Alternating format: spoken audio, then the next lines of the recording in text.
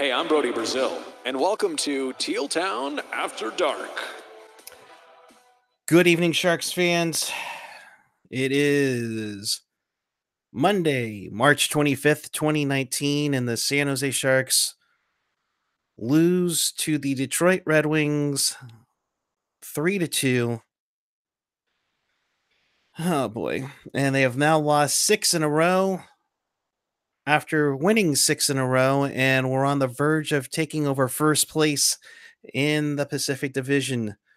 The division they should be having right now as we speak. So, welcome to Teal Town After Dark. This is your live and interactive Sharks postgame. I am Eriks Kuhre. You can always follow me on the Twitter machine at PuckGuy14. But of course, if you want to be a part of the show, here's how you do it. There are multiple ways to interact with us, chat with us and fellow Sharks fans in the YouTube chat, on the page, or the app. You can hashtag your tweets at TealTownUSA or at TealTownUSA, but make sure you follow us on all of our social media channels: Facebook, Twitter, Instagram, SoundCloud, and the YouTube channel. Joining me tonight via satellite from New Mexico, it is a guy who probably doesn't have laundry on his bed right now, Eriks Landi. Hey, Buck guy. Yes, tonight's I guess check-in slash interview slash rant about the Sharks is coming to you via the Comfort Inn Suites Wi-Fi. Woo! And to get it out of the way now, before anybody else says it, it's probably better Wi-Fi than Puck Guy's AOL internet. There, got it? Cool. Awesome. Because we got a lot of things to rant about tonight. I mean, we might be saltier than your margarita glass at this point. So and that would be the rim of your margarita glass. Thank you very much. You know what? At this point, you could probably just throw all the margarita salt into the drink, and it still wouldn't be. And God damn it, I'm wearing Mickey. Okay, Mickey is a Sharks fan, for Christ's sake. It just no mojo. There's no mojo right now. Give it 2 washes and it won't work, but it is nice. All right. All aside, while I was cleaning out my room, because I needed to do that for the longest time, I found that my San Jose Sharks only parking placard had fallen on the floor, and I was like, maybe this is why we're losing. So then I put it back up, and what happens? Well, garbage happens. Yeah, garbage indeed, and it's such bad garbage that we have to say it with the French accent, garbage. So, garbage, exactly. Let's get into it. The Sharks looking to snap a 5-game losing streak. They've been 0-4-1 since going on that 6-game winning streak. Hey, Puck guy. Yeah. You know how you snap a 6-game losing streak? You open it up by letting the Detroit Red Wings score 38 seconds into the game. And that they did, folks. Dylan Larkin gets on a breakaway and scores, making Brendan Dillon and more so Justin Braun look like rented mules with his 28th goal of the season from Manta and Rockets' least favorite hockey player, Bertuzzi. At 38 seconds, makes it 1-0 Detroit. What did you have? About that? Yeah, no, I have a lot to say on this and the Athanasiou goal, but on this goal, look, you cannot give up these neutral zone turnovers, especially when you're the last line of defense. You've got this kind of stacked layer where you had Braun as the trailing guy, and you had Dillon, who had kind of staggered a little bit further up into the neutral zone. You give up the puck there, and you create a 2-on-1, and you cannot give Larkin and Mantha that much gap, because if there is a fumble with the puck, if there is some kind of turnover, God forbid, you're going to have these two speedsters right down your throat. What ends up happening? They give up the puck. They They speed right by the floating pylon that is Justin Braun, and we really need to talk about that. I think it's time that DeBoer takes a approach of carte blanche, meaning you have no standing in this lineup right now, whether you're a veteran or a rookie or whatever. If you fuck up, you are going to have to face some consequences. And you know what? Braun has for whatever reason evaded the doghouse for the entire season and has played piss poor the entire season. Well, you wonder if the confidence went down a bit when the second that they acquired Erik Karlsson, that they immediately had put him right up with Marc-Edouard Vlasic. That was the original pairing. That's what PDB wanted to do. And I wonder if that kind of stung them a bit, as to say, yeah, you've been great on the number one pairing for such a great time, but all of a sudden, well, we got EK65 now, so now we can't put you with Burns because Joachim Ryan is the new Burns whisperer. Well, that worked out great, so let's put you on with Brendan Dillon. But while I agree that could be a factor, and you're only human, he's had almost an entire season to adjust. He's a damn professional, for Christ's sake. I mean, this is his job, and to get beat constantly like this, whether it's having blind passes go through the neutral zone, giving it up on the opponent's blue line, fumbling the puck around, on the rims. It's high time that this kind of play be ironed out for a team that has Stanley Cup aspirations. And I'm sorry, I love Justin Braun. He's been a great foot soldier for the Sharks, and has had some really tough personal things going on with his wife's husband or wife's father last year. Yeah. And just a lot of different personal issues going on. But man, Peter DeBoer can't be blind to this. He must see this, right? Or are we just kind of creating something out of thin air here? Yeah, no, it's a thing, and let's be real here. He's done a serviceable job up until this season, in my opinion. He's played very well up until the season, and like I said, I just think his confidence is shot. And yeah, he is a professional hockey player, but sometimes those psychological battles get in your head, and I think, unfortunately for the Sharks, they have had a lot of those psychological battles get to their head in their history, mind you, and they just never seem to recover it. Laurel, thank you for the donation. Appreciate it. Of course, if you're in the super chat, any donation you share with us goes help out the show, whether it gets us new equipment, helps down with the website costs and all that stuff. So appreciate that as always.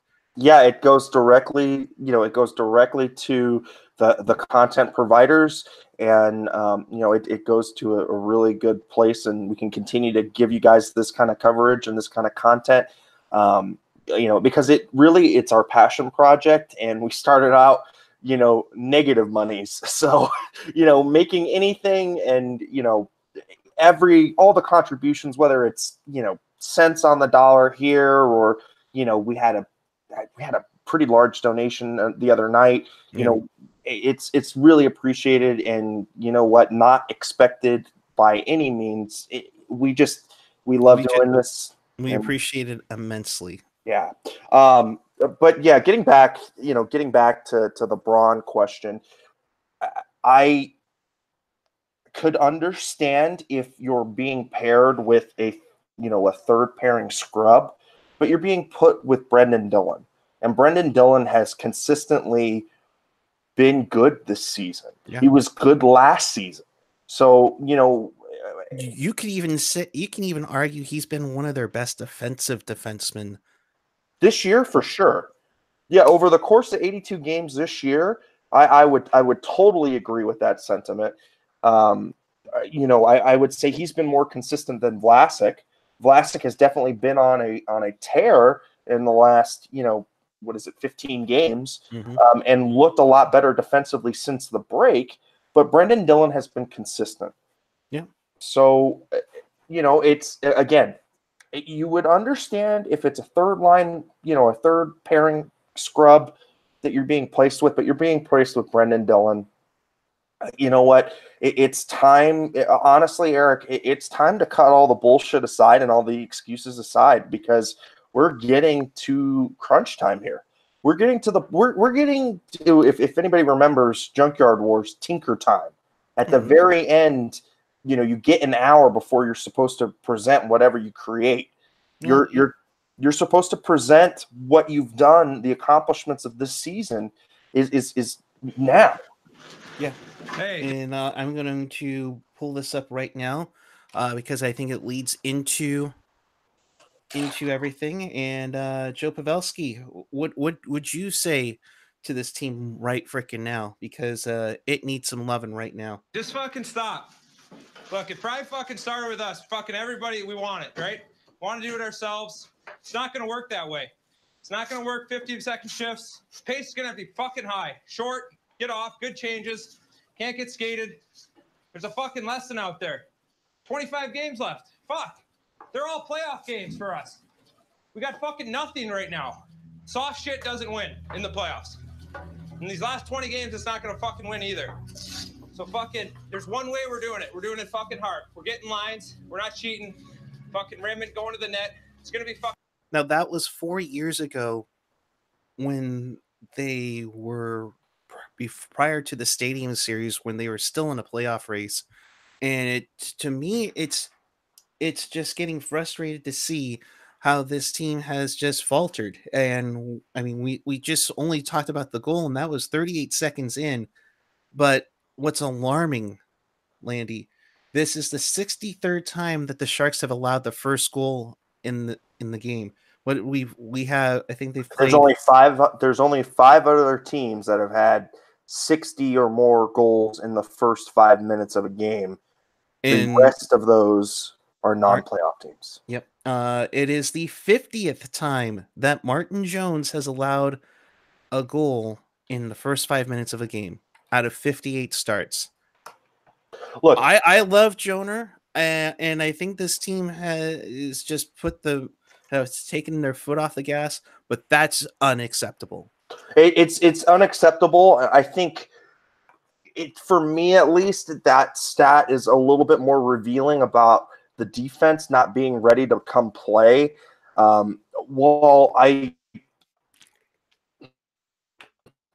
think that Jones has been part of the problem, and I would say probably 60% of the problem.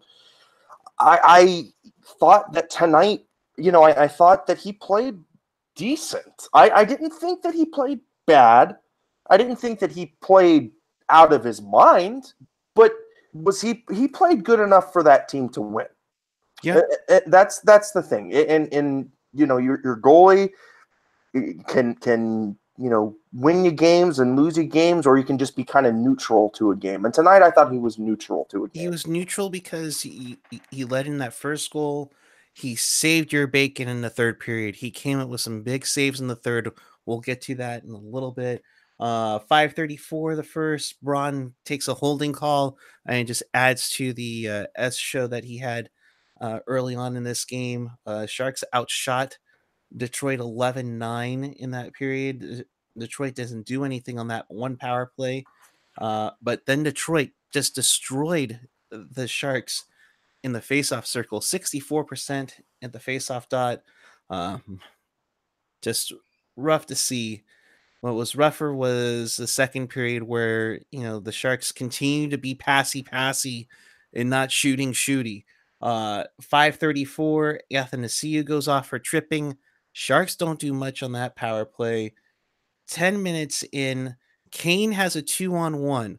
He's going in. He's got a defender with him, and he sees a second Red Wing coming. He tries to pass the puck. It gets broken up.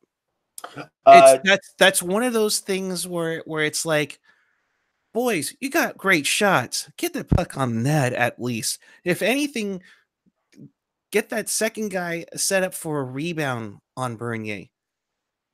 Yeah, no, I agree, and we're talking a little bit. There's some talk here in the chat about the Jones bashing, but again, for everybody who's joining a little bit late, this tonight was not on Jones. He, like I said, pure neutral to this game, but I also think that the way that the team plays in front of them is due to his prior play. Meaning that I don't think there is a ton of confidence in the room right now for him to make that spectacular save.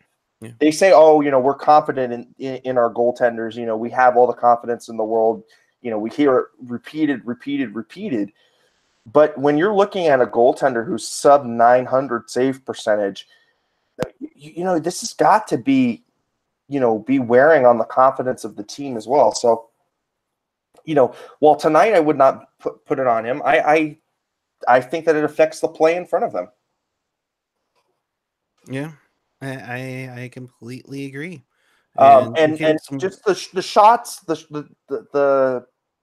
I'm going to reiterate, like I said the last time we were on, the Sharks have continued to try to do this. Let's shoot for a tip. Let's try to bank it off the boards. Look, right now, when your game is this sick, you can't be doing that kind of stuff. Yes, I know that there's a ton of players in front of the goaltender on most nights because that's collapsing D is the name of the game. But you need to get more consistent shots on net, especially from the blue line. How many times did we see tonight a shot from the blue line either go wide, go over the net, go, hit players? Yeah, exactly. And it's like, look, guys, it's either try to push the play from the back end, whether that's you want to try and skate it into the slot and get a prime time shooting shot there. I'm being redundant, but it's either that or you try and do these bombs from the blue line. And right now, the bombs from the blue line are 1 in 4, 1 in 5 are getting through into the net, Eric? Maybe not even that much. If that, I mean, right now the shooting accuracy is so bad. Christian Ehrhoff is laughing at this team right now. I mean, it's just really rough for them to get on target. And I get it, you want to do the tips, but your best tipper isn't in the lineup right now. And it's a tough one to have. Marty T, exactly. Kind of our point is bombs from the blue line make sense when you have Pabst in front of the net. That's exactly this team needs to be able to recalibrate and reset the way that it plays when there are members missing. Right now, we're not seeing that. We saw that earlier when Erik Karlsson first went down. We saw them take that in stride and go on to that 6-game winning streak. But when Pabst is out of the lineup, this team is completely lost because their identity, their net front identity, goes away. So you've got to be able to create a different identity when he's out of the lineup, and you have to simplify your game. Right now, too many passes, power plays galore, are pass. They're really denying themselves primetime scoring opportunities in order to try and get that pretty passing play, and it's just not there. It's just not there. And the other thing too, we talk about how Pabst is the tip point. It's we get it, but not everybody's a tipper. Here's an idea, and since we're playing Detroit, remember Tomas Holmstrom would just park his big old butt right in front of the lane? Someone who isn't worried about having a movie career, get in front of the net and try to screen the goaltender. I mean, my God, especially on the power play. You need the net front presence for a rebound or anything. Maybe you get the tip, but I know Pabst goes a little more into the slot to even set up from a one-timer. So Yeah. it's like it's crying out loud. It's frustrating all the way around. It got more frustrating when Joachim Ryan makes a bad turnover. It gives up the breakaway to Athanasiou, who's happy to see you go and beat Martin Jones at 15:37 of the second period. Red Wings up 2-0. That one was a That painful was a one for back. sure. That was the backbreaker, because after that goal, they looked discombobulated, to say the least. For me, at least, that's definitely number one. It's what's Ryan doing there. Ryan has the puck almost stripped when it hits off of the linesman. In my view, he's already looking up ice instead of trying to scout out and spot where his other teammates are. And he knows that they're trying to go, and especially on a long change, they're trying to get the change completed. Why do you not just bring that back into the defensive zone and just eat it on the boards? That way you're not giving up any kind of 2-on-1s. If you do have an issue, where you're going to get outnumbered, at least you have it pinned up in the corner where you're giving yourself the opportunity to get some help. And this is what I've kind of reiterated on Twitter. Ryan looks like a defenseman trying to play so that he's not removed from the lineup again. He's playing a timid game, but he's also trying to make these great passing plays to show what kind of defenseman he is and what kind of value he can bring. It's almost like he's his own worst enemy out there. He's playing against himself. What he really needs to do is, again, simplify his game. He's a meat and potatoes kind of defenseman. That's all Peter DeBoer wants from him. And yet he's still trying to make that Hail Mary pass when he should be making the methodical 4 to 5 yard rush. Mm-hmm. Look, it's not sexy, and you're not going to be showing up on the scoreboard, but what you are going to generate is you're going to be a net positive, and you're going to be a defensive presence for a team that, quite frankly, needs more of a defensive presence, especially when you've got an offensive-minded defenseman in Burns out there. Yeah. He has to protect the house. He has to protect the puck. That's his first effing job. Yeah, Matt Dickinson, that's why Martin was a great partner for Burns. I would think more so the first 2 years. He was a reliable defensive defenseman. He just lacked in speed, and that's the one thing that Joachim Ryan had. Because when he was solidly in the lineup, he was playing with the confidence. He was confident enough to say, you know what, I don't have to make that Hail Mary play. I can eat it on the boards and wait for my guys to come back into the zone. Now he's feeling like he's got to make these pressure-packed plays when he should just slow the game down. Marty T saying, I think these guys look up to 80 and 65 to elevate their games when we need more 44s. Yeah, it's tough. It's tough to see. You need defensive defensemen. While yes, you will have EK65, we hope, for the playoffs, and Burns to provide some extra offense on the blue line. You do need your Brendan Dillons. You need your Marc-Edouard Vlasics to be defensively sound. It's what's going to take it. I know Andy Man mentioned that the lowest save percentage that Martin Jones had was the year that the team went to the Cup final, and that was .923. So it's just going to be, it's like, really, it's just a frustrating. Andy Man saying, notice that C Spot, who worked with the forwards when we struggled to score early in the year, is now handling the defense. Since he moved to defense, our DB has worsened. I'm not going to touch that one. And you know what?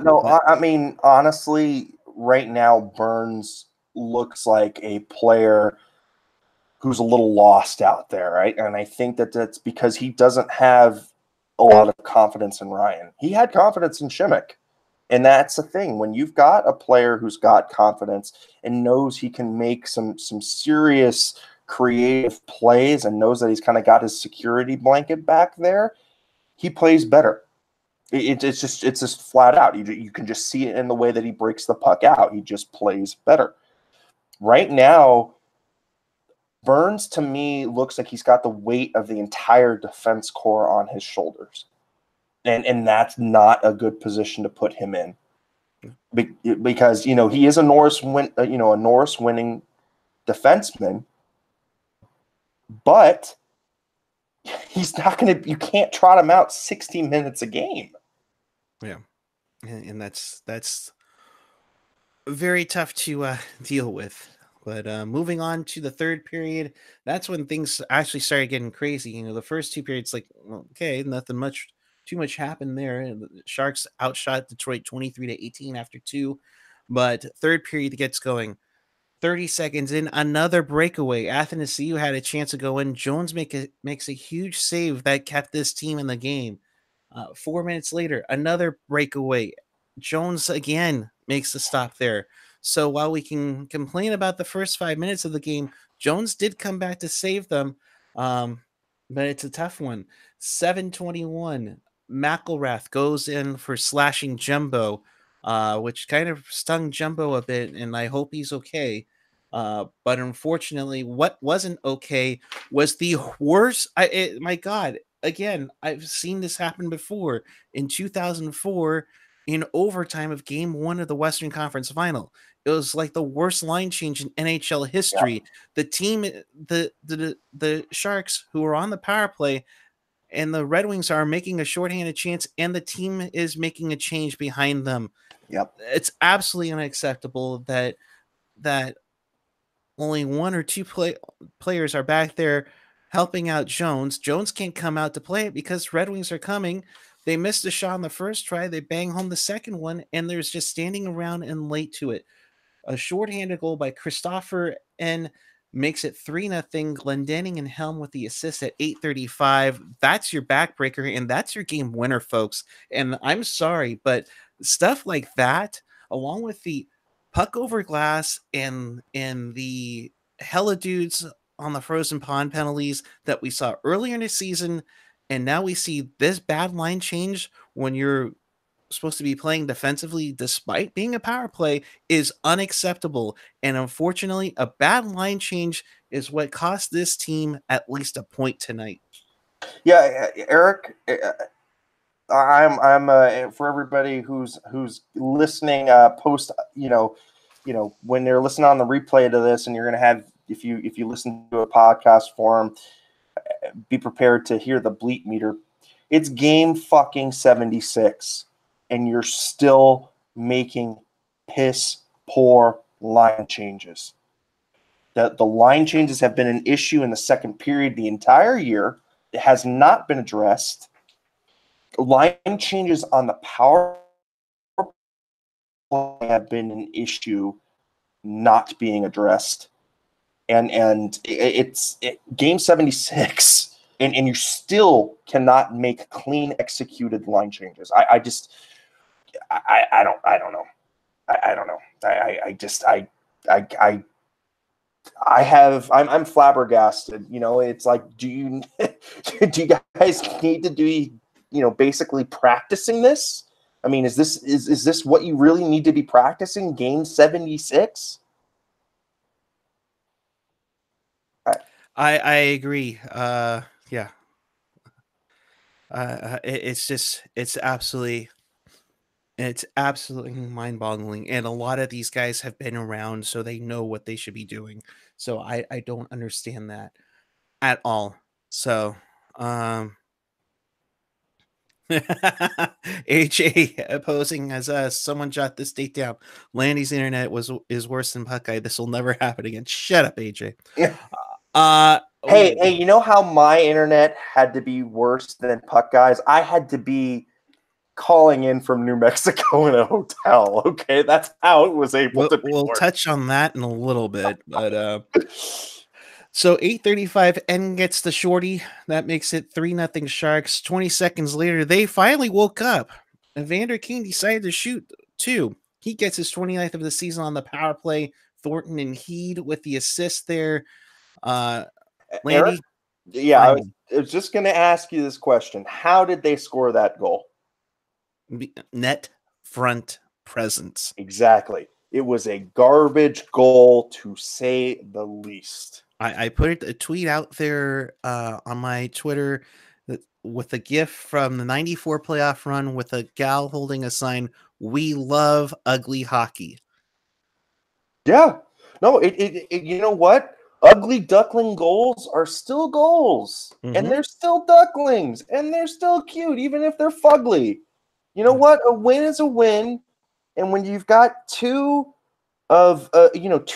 teams, one that you're chasing, one that's chasing you, they both lose. You've been gift wrapped. You've been gift wrapped an ability to move up and to stave off.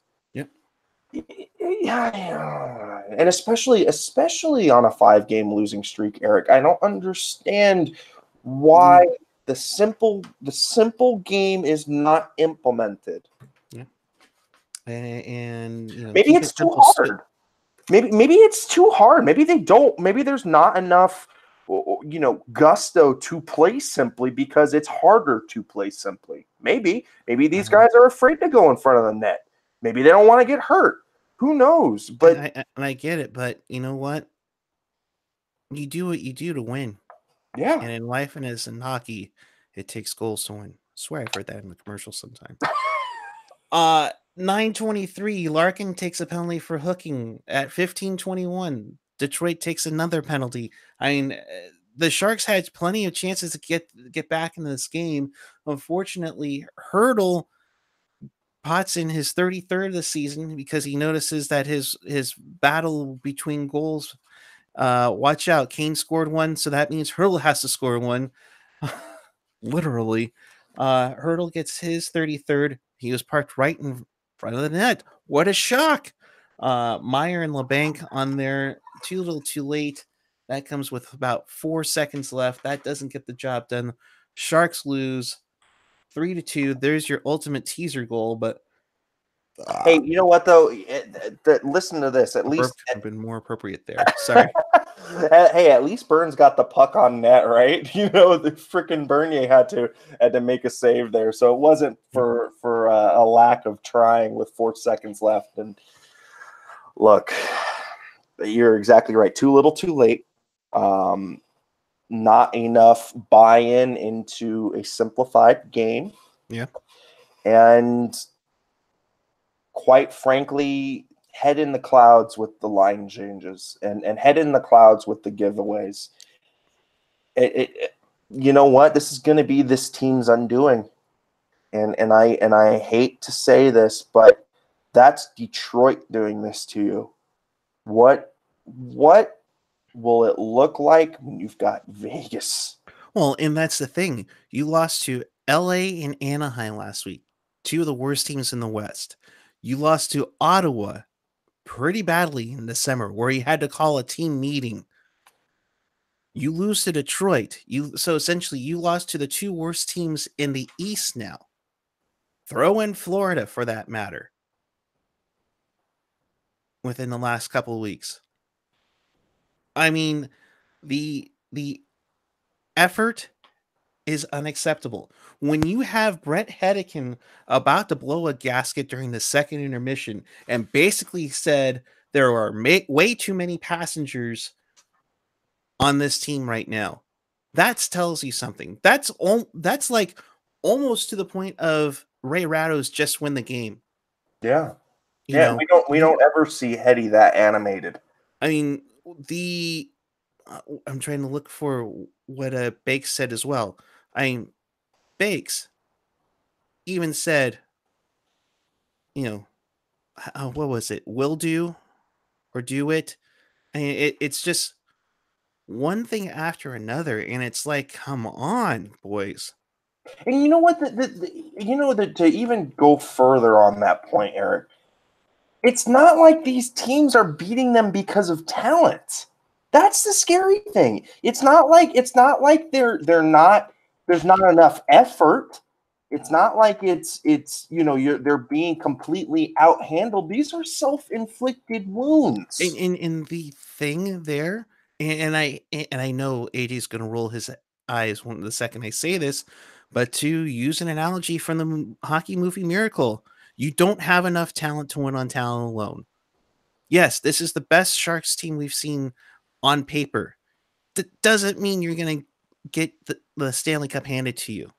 And if you did, it's probably going to Tampa right now. But Bakes said, dig deep, want it more. Seriously, guys, let's go already. You got 6 games to go. You got Chicago coming in, who's on their last straw for a playoff chance. Then you have a back-to-back with Vegas on Saturday and Calgary on Sunday. And then you have Vancouver, Edmonton, and Colorado. That Colorado game could decide whether or not you have home ice or not. That Colorado game might decide if Colorado gets into the playoffs. Yeah. And Randy Hahn even said it tonight. These teams that are out of it, just because they're out of it doesn't mean they're going to quit. And let's go already. Right. And for Tron 15, Tron disc, yes. Yeah. I've gotten more Jack Black than anything else, but I like the Bam Margera comment. I think it's the hair, but thank you. No, Eric, I totally agree with you. It's crunch time, and right now they are not, they're not meeting up to par. Yeah, they're not meeting up to par. And you know what? The game that sticks out like a sore thumb to me is that Vegas game. You talk about a game that really was a statement that was really, to put your mark on, okay, you're coming into our building, you're going to be playing us here for a 7-game series, and you lose 7-3. And it wasn't even close. You look at that Florida game. Maybe out of this, in this entire losing streak, the one game that I'll give them the pass for was the Nashville game. But even still, man, it's not good. Not good. It's not good optics at all. Not at all. I'm going to go through the live chat here and just go for it. Joshua Zalk, Braun will never be scratched because he's a veteran, plain and simple. And that's why I think DeBoer is an average coach at best. His personnel decisions have proven to suck. Jerry F. Ryan looks like he would be lost playing for the CUDA. Christopher Shin, most goals up against end up being Braun frantically searching for the person he was supposed to defend while that player buries the puck in the net. Joshua, again, I'm so fed up with a team that has Stanley Cup final potential is not reaching their potential. I think even AJ was talking, maybe you bring in DeSimone and Middleton so you can move Burns to forward. No, AJ, no. Do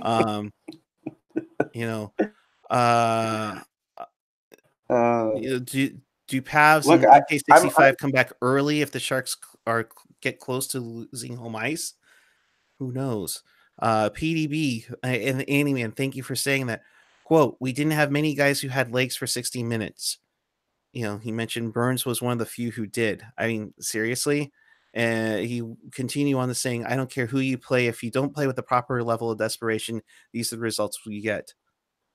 I thought Jones was good, made some big saves, but we didn't have enough participants for 60 minutes. Again, that goes back to what Hedekin said during the second intermission about way too many passengers on this team. It's what happened in 2009, Yeah, it's Eric, I mean, where's Jonas Donskoy? The shell of Jonas Donskoy, the ghost of Jonas Donskoy. Where is he? I like I said on a previous show, please repropose to your fiance, because when you propose to your fiance, you went on a streak, and that streak just died in Vegas. And even and Randy Hahn was very honest tonight when he said Jonas Donskoy hasn't scored in forever. It's like, come on. And it's too late to call up anybody from the Barracuda. Yeah, you're going to call up Dylan Gambrell up and down, up and down.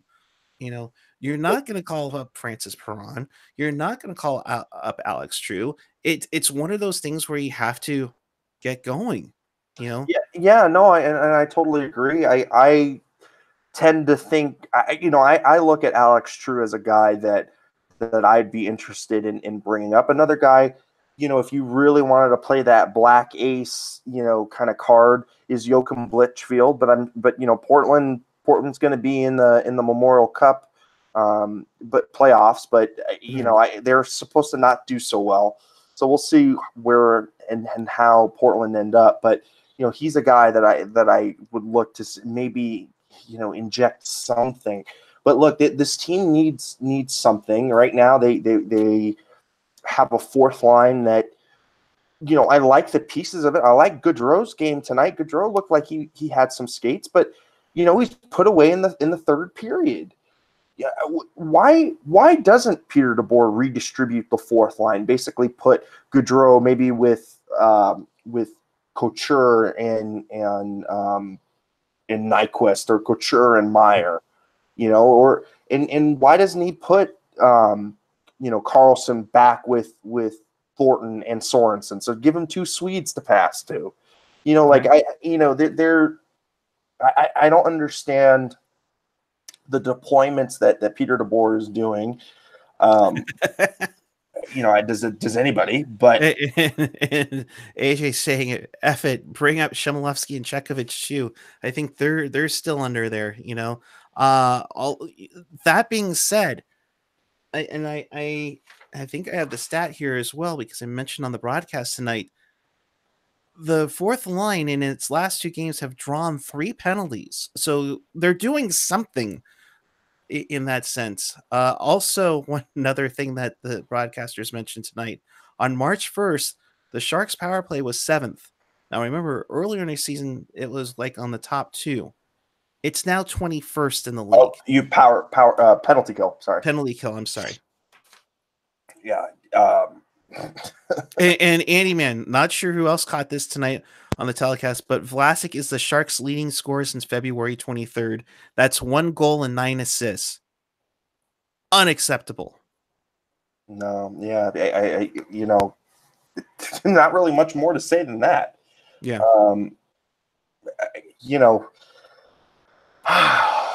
It's frustrating. And I know that everybody is also dealing with this. The team, we know what the team can play up to, what kind of standards the team can play to. And I think that's the most frustrating part about it, is we see that these wounds are self-inflicted, again, over and over and over again, self-inflicted wounds. And we know that they can play an elite level game. I mean, not just an upper echelon, but I'm talking like better than freaking Tampa Bay. Earlier in the season when Tampa Bay came to San Jose and I was at that game, we rode them right out of the rink. I mean, that was men against boys. Mm-hmm. And where's that Sharks team? Is it all Erik Karlsson and Joe Pavelski? I mean, they're important pieces, yeah, but you know what? It'll certainly be a boost for sure.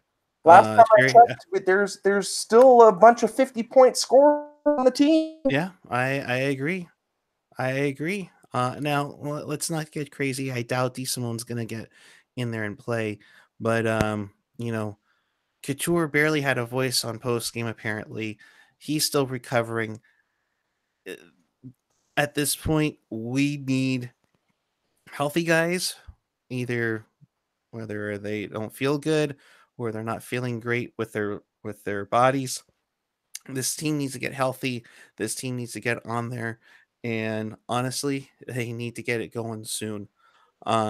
Let's talk about the elephant in the room as we transition out of here before we go to the wraparound. Drew Doughty. He hates everybody. Oh my God! We'll throw aside Matthew Tkachuk in the comments he had tonight, along with the nice two-handed slash that he gave Tkachuk that only got a 2-minute penalty. tonight in the game up in Alberta. But Drew Doughty saying Giordano should win the Norris as opposed to Burns because he just watch one San Jose game and Burnsy gives up, gives 3 turnovers and such, to paraphrase him. Um, kind of put this together for you here as to most likely who will the 3 Norris candidates, or I'm sorry, the first one I'm going to show the Norris winners from the past 5 seasons after the shortened 2013 season. Keith with 61 points, a plus 22. I put in blocks and giveaways along with plus minus to make a point here. Doughty had plus 24 and 51 points. Burns had 76 points the year he won it with a plus 19, along with an astonishing amount of blocks and such. Hedman won it with a great offensive year and a great plus minus there as well. But then I'm like, okay, let's see what he's getting at here. And of course, to make full note, I made sure to put what Drew Doughty's stats were this season as well. Giordano, I didn't know he was that close, Landy, at 72 points, and he has a plus 37 with some great blocks, but he does have 60 giveaways. Victor Hedman also having a great season, but if you're playing for the Tampa Bay Lightning, who isn't having a great season, let's be honest here. And then Brett Burns with the 77 points, has a plus 13, has nearly 100 blocks. This was entering tonight, by the way, but it does have 110 giveaways. By the way, Drew Doughty, 41 points and a minus 30. Let that soak in. Yeah. So, Landy, what do you say about what Doughty said today? I think it's just Drew Doughty, trying to make up for the fact that his LA Kings are the laughing stock of the NHL and they suck real bad and they should feel bad. That being said, though, I think Giordano, to me, unfortunately, he's playing for a Cinderella Canadian team, so he's going to get that big plus driver. Mm-hmm. He's almost tied for points with Burns. He's better, defensive. He's got better defensive metrics than Burns does. I think Gio has the inside track for the Norris this year. Unfortunately, I'd love to see Burns get another one, but I don't see it. And again, I'm gonna go full conspiracy mode here, but it's gonna be down to Canadian bias, and because the Canadian media has such a hard on for Calgary right now, it's not even funny. So, and for that matter, and mind you, Giordano's have a hell of a season, and he definitely deserves to be at least in the top 3 for the nomination of the Norris. But you said it right there, and don't think that all the hockey shows in Canada aren't going to talk about Drew Doughty a little bit because it's going to pump up Giordano. Yeah, no, and I totally agree. I think Gio is the the deserving player based upon all of the metrics taken on the whole. But you add to the fact and add to the mystique, like I said, playing for a Canadian team that's doing really well. He's going to win it, and he's going to capture like something like 60% of the vote. I mean, it's going to be really high. It's going to be really high at the end of it. As it should, to be quite honest. So, all right, Landy, is it time? Yeah, it's time for me to extract an ounce of hilarity out of this. So let's give me my reach around. Excuse me.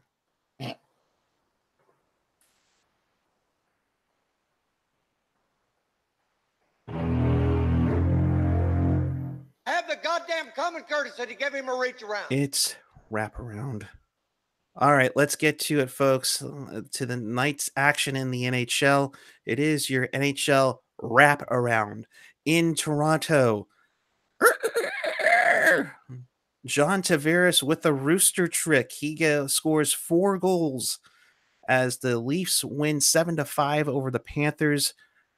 Former Shark Patrick Marleau with his 16th ties Joe Thornton in the goal scoring race this year. Luongo takes the loss for the Cats from South Florida. Jonathan Huberdeau and Hallrook with 2 goals each in a losing cause. In New Jersey, Corey Schneider picks up the victory as the Devils win 3-1 over Buffalo. In New York, the Penguins win 5-2 over the Rangers. Bluger with 2 goals on the night. Matt Murray with the victory over Georgiev. In Tampa, the Bruins were up 4-2 going into the third period, but then the Lightning strike 3 times in the third to win 5-4. Sorelli with the game-winning goal with 53 seconds left. In St. Louis, thank you so much, Blues. The Blues win 3-1 over the Vegas Golden Knights. Barbashev, O'Reilly, and Sanford with the goals. Jacob Binnington gets the victory over Malcolm Subban, while Bill Carlson his 23rd of the season in a losing effort. Nashville clinches their ticket to the playoffs with a 1-0 win over the Minnesota Wild. Ryan Johansson with the game-winning goal, a shorthanded goal in the first, does it as Saros gets the shutout for the Predators. In Dallas, Stars 5, Jets 2. Kyle Connor gets a goal. Patrick Laine finally gets to the 30-goal mark, but it wasn't enough. Tyler Seguin with 2 goals gets the Stars closer to clinching a playoff spot. In Calgary, Drew Doughty's LA Kings shut out the Calgary Flames 3-0. Forbort, Brodzinski, and Toffoli with the goals as the Flames go shutout there. We told you about the Sharks and Red Wings losing 3-2. Earlier in the weekend, the San Jose Barracuda had a weekend stint down in Tucson and was a tough one. They lost on Sunday 2-1 to the Tucson Roadrunners. They play Wednesday night in San Diego, and then they will play on Friday night at home against the Ontario Reign. That's a 7 p.m. start. Get your tickets at sjbarracuda.com. So with that, what does that all mean? Well, Landy, what does it all mean? It means that the Sharks had a chance to pull up a number of chances, but to gain ground on Vegas and Calgary, but no. So Calgary stays at 101 with 6 games remaining. San Jose at 95 with 6 games remaining. Vegas at 90 with 6 games remaining. Basically, here for the Sharks to clinch home ice, well, Vegas can max out at 102. And essentially, for the first round home ice, the Sharks need to get 8 more points to clinch that. If they want to steal the Pacific Division, it's getting bleak right now, folks. The Sharks need to basically win out. And so that might be a tough one. And I throw this in here just in case, because I am that much of an optimist, Landy. They need 12 points to finish better than any Central Division team. So if they do go to the Western Conference Final, they would have home ice.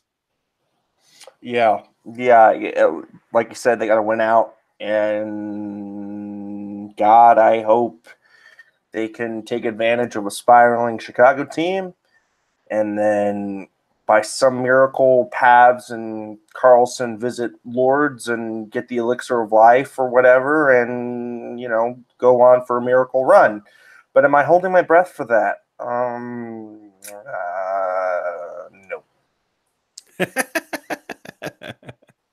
Another reminder, as AJ put it on there, tickets for the first round for the Sharks playoffs go on sale at 10 a.m. tomorrow at Ticketmaster.com or the SAP Center box office.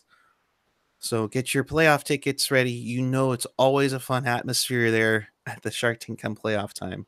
Well, so why would they? I don't know. Why would you do that now? Well, you get it done early, and Fortuitous timing. well, Maybe- maybe- also at this point too, you're not assured who you're going to play in the first round, and to get more of a home crowd in there might be beneficial because once it's set in stone that the Sharks are playing Vegas, Vegas fans might invade. Yeah, well, they're gonna invade whether or not. Oh, sure, of course they will, but I mean, Yeah. Also, AJ, great point. Thank you so much for pointing this out. Also, for everybody who's watching, and there's 53 of you, thank you so much for watching. If you haven't already, please subscribe and tell some friends. We love having more and more subscribers. We are encroaching upon that 1,300 mark. So thank you for everybody who has subscribed already. AJ brings up a great point. The last 3 games of the season are listed as NBCSN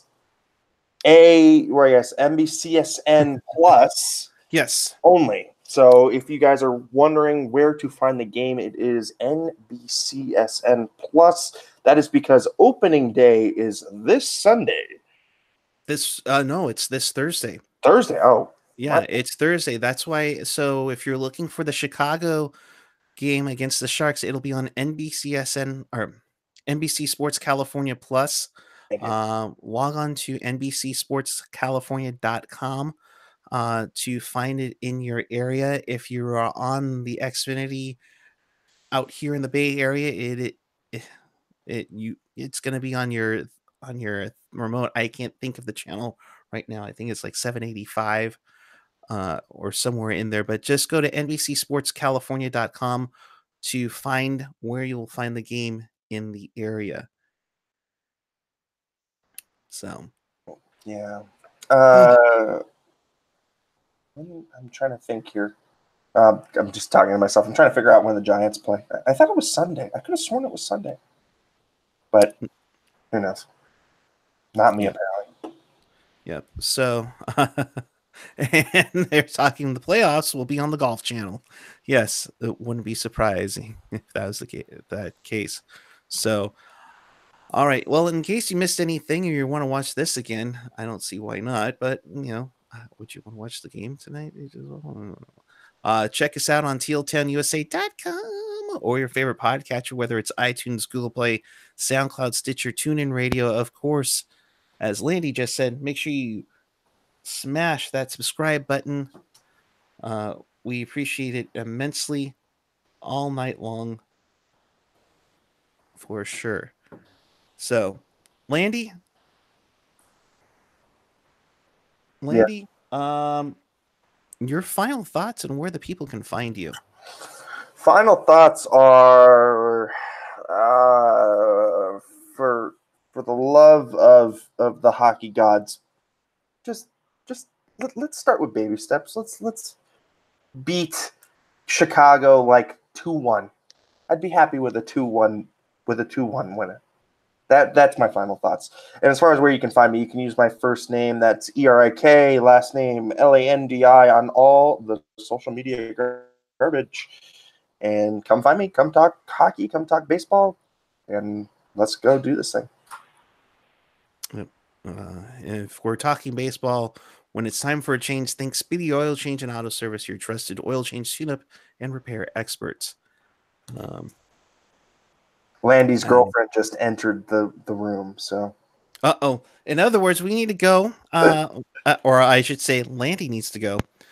My final thoughts, just win the game. I mean, just go out there and win the game. I mean, seriously, you have a lot more talent. Use that talent to beat the crap out of Chicago. Do you start Dell till you can prepare to play Jones back-to-back on the weekend? I don't know, but I think that might be an idea. You can find me on Twitter at PuckGuy14 on the Twitter and the Instagram. We'll be back with you on Thursday night in stealth mode, the final stealth mode night, as the Sharks will take on the Blackhawks at 7:30. I'm seeing that it's supposed to be on NBC Sports California Plus, but it might be on the main channel as well. So check your local listings, check sjsharks.com and nbcsportscalifornia.com for that Or one. just go and get yourself a DNS server and stream it on NHL.tv. Shh, don't tell them it works. I appreciate you sharing your password, though. Yeah. John, thank you to you for hope and change. I agree completely. So with that, we will leave you. M. Hackle, final practice jersey night. Andy, man, you make it. You make a great point. I hope and pray we wear teal in the postseason. Enough of this black in the playoffs, and that's not our primary color. I completely agree. So, Jonathan Becker, if you are watching, we want to rock teal. So, with that, we will leave you. A's play at 1 on Thursday, so the game should be on NBC on the main channel on NBC Sports California. So until then, thank you for watching. Keep it real, keep it teal, keep it real teal. Have a great night, everyone. And Landy, go, go, go. Ciao.